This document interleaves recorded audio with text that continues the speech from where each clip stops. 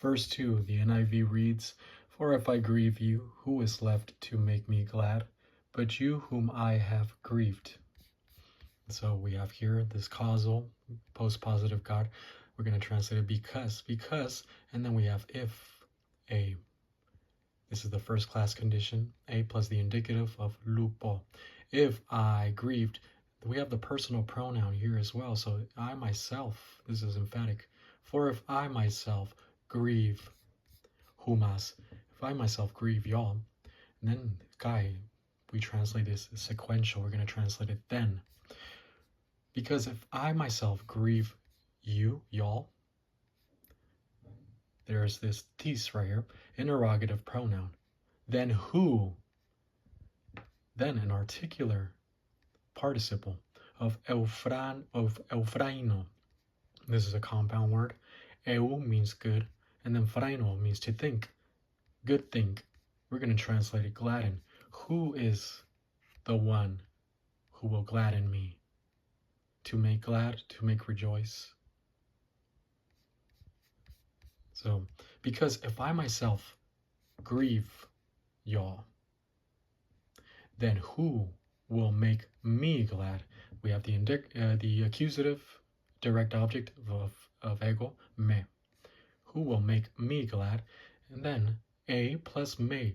If not, this is an idiom unless, and now we have another articular participle of lupeo, lupomenos. This is the present passive participle, and this is passive voice. The one grieved, the one offended. Unless the grieved one, the one grieved, and then x plus the genitive of source of ego, emo, by me. And so literally we have, because if I grieve y'all, then who will gladden me unless the one who was grieved by me? In other words, he has to go there, and him as a pastor, he's their apostle, right? He is their pastor teacher. He wants to go and teach them doctrine. And inevitably you rejoice when you see your congregation growing. He has to go there and become glad at the fact that his congregation is advancing to gate 5, gate 6. But instead, if he goes there and clobbers everyone, he is not going to receive that joy that he's expected to receive from them. So this is the pastor teacher, and this is his congregation. They're growing. The pastor teacher already has plus H from all the doctrine that he has. We assume that he has it. If not, why is he teaching doctrine if he has not reached plus H or anywhere close thereof? The congregation does not have plus H, so let's put it all the way up here as a potential reality because they have not reached plus H. So the pastor already has plus H, the congregation doesn't. But there are some interim plus H's that the pastor gets when he sees his congregation, that they're advancing and they're getting close to gate 5. They're understanding the basic doctrines, they're applying the faith rest technique and all the other problem-solving devices. And so he acquires an interim joy from them at seeing their congregation growing. But the congregation has not reached plus H yet. But them, from seeing their pastor, how he knows his doctrine, how he's able to apply it, and he's able to pass all the tests, they also acquire an interim plus H. We're going to call it plus H for now. An interim H.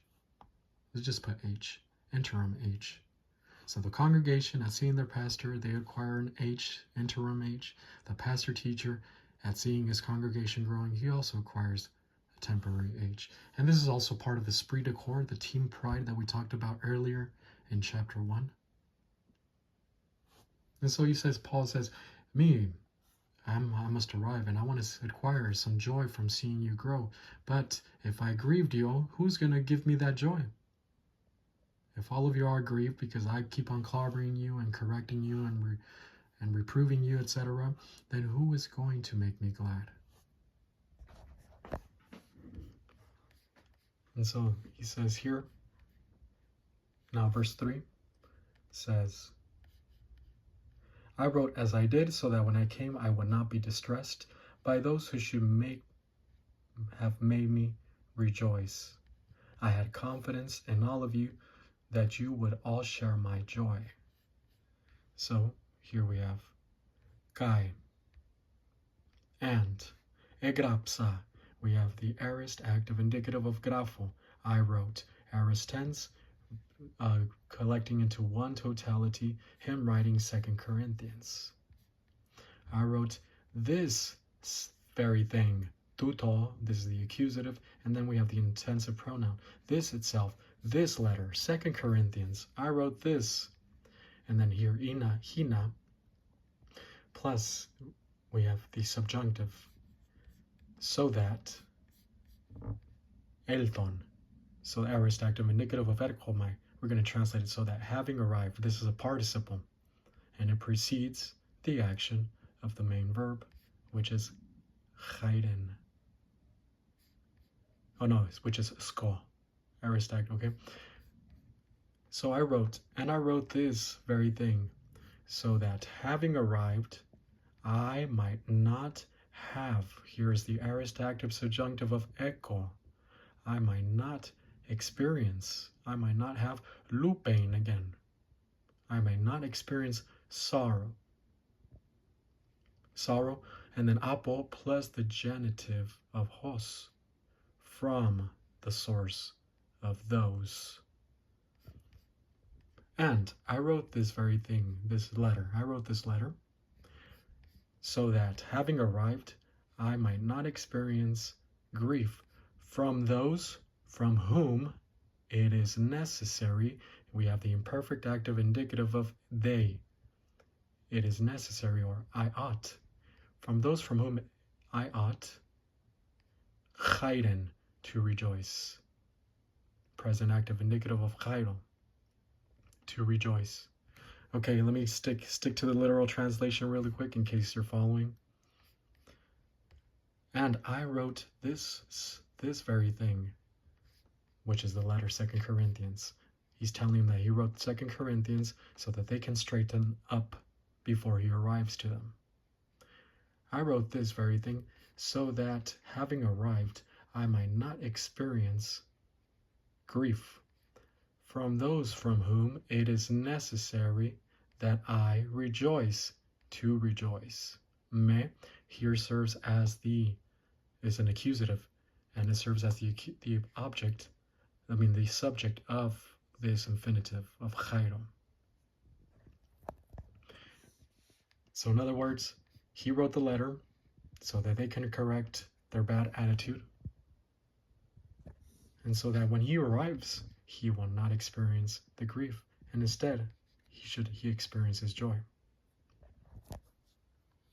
And then perfect active participle of peito, and this is translated as the perfect tense, is to be convinced about something, to have confidence about something in the past, with the result that you have confidence about something.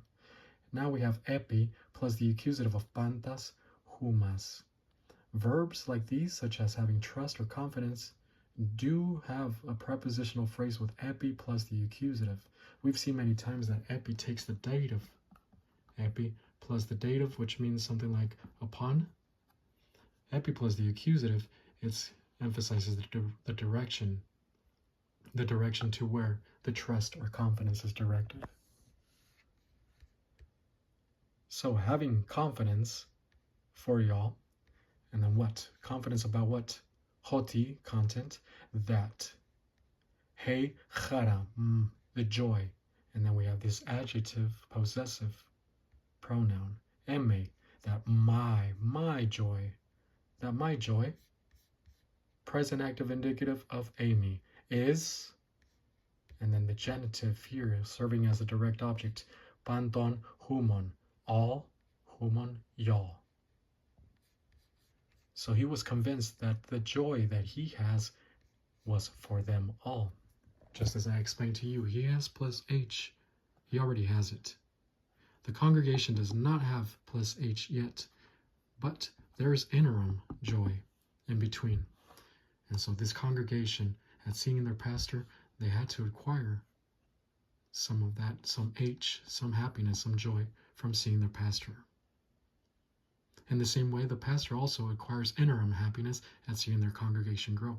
And so this is what Paul's talking about.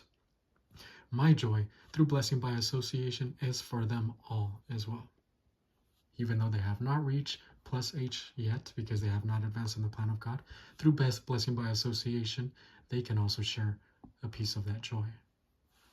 God, in his blessing by association, he works both directly and indirectly.